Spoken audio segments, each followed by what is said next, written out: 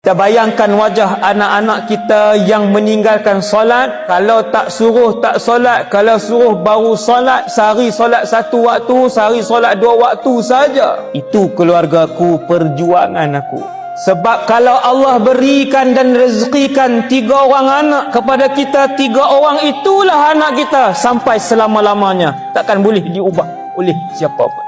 Sekiranya ketiga-tiga itu adalah ahli syurga, ketiga-tiga itulah yang akan kita lawat. Mereka akan lawat kita. Makan sekali, berkelah sekali, keluar sekali, bersembang sekali. Seperti mana kehidupan di atas muka bumi ini. Nikmat apa yang tuan-tuan nak rasa dalam syurga kalau ahli keluarga yang lain berada dalam neraka? Tuan-tuan nak rasa nikmat apa tuan?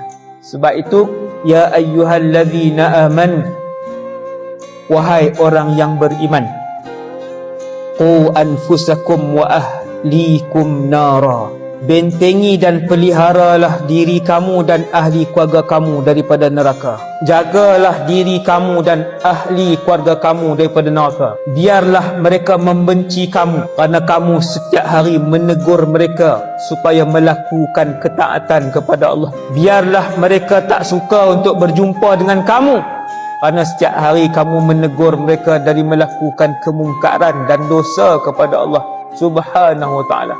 Biarlah 30 tahun dia benci dan tak senang kalau jumpa kita, asalkan nanti selama-lamanya boleh tinggal sekali dalam syurga Firdaus, insya-Allah.